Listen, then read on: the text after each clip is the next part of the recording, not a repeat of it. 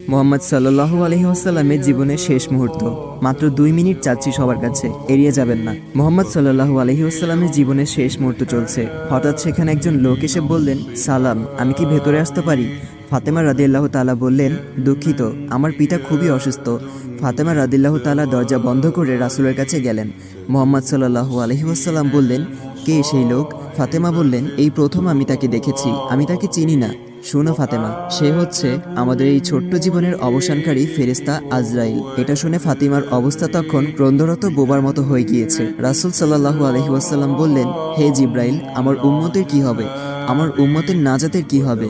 জিব্রাইল আলাইহি ওয়াসাল্লাম বললেন, হে রাসূল, আপনি চিন্তা করবেন না, আল্লাহ ওয়াদা করেছেন আপনার উম্মতের নাজাতের জন্য। মৃত্যুর ফেরেশতা ধীরে ধীরে রাসূলের কাছে এলেন জান কবজ করার জন্য। মালাইকাত মাউত আজরাইল আরো কাছে এসে ধীরে ধীরে রাসূলের জান কবজ করতে থাকলেন। পাশে দাঁড়িয়ে থাকা জিব্রাইলকে রাসূল বললেন ঘোঙ্গানির সাথে, ও জিব্রাইল, এটা কেমন বেদনাদায়ক জান কবজ করা। ফাতেমা রাদিয়াল্লাহু তাআলা তার চোখ বন্ধ করে ফেললেন। আলী রাদিয়াল্লাহু তাআলা তার দিকে উপর হয়ে বসলেন। জিব্রাইল তার মুখটা উল্টো দিকে ফিরিয়ে নিলেন।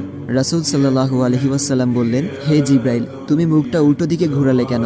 আমার প্রতি তুমি বিরক্ত? জিব্রাইল বললেন, হে রাসূলুল্লাহ, সাকারাতুল মাউতের অবস্থায় আমি আপনাকে কিভাবে দেখে সহ্য করতে পারি? ভয়াবহ ব্যথায় রাসূল ছোট্ট একটি গঙ্গানি দিলেন। রাসূলুল্লাহ সাল্লাল্লাহু আলাইহি ওয়াসাল্লাম বললেন, হে আল্লাহ, সাকারাতুল মাউতটা মানে জান কবজের সময় যতই ভয়াবহ হোক সমস্যা নেই, আমাকে সকল ব্যথা দাও, আমি বরণ করব, কিন্তু আমার উম্মাকে ব্যথা দিও না। রাসূলের শরীরটা ধীরে ধীরে ঠান্ডা হয়ে আসতে লাগলো। তার পা বুক কিছুই নড়ছে না আর।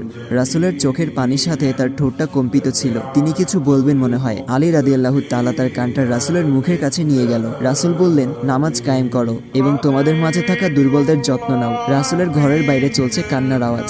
সাহাবীরা একজন আরেকজনকে জড়িয়ে ধরে উচ্চস্বরে কান্নারত। আলী রাদিয়াল্লাহু তাআলা আবার তার কানটা রাসূলের মুখের কাছে ধরল। রাসূল চোখ ভেজা অবস্থায় বলতে থাকলেন, ইয়া উম্মতি, ইয়া উম্মতি। আল্লাহ আমাদের সবার মাঝে বুঝদান করুন। ভিডিওটি ভালো লাগলে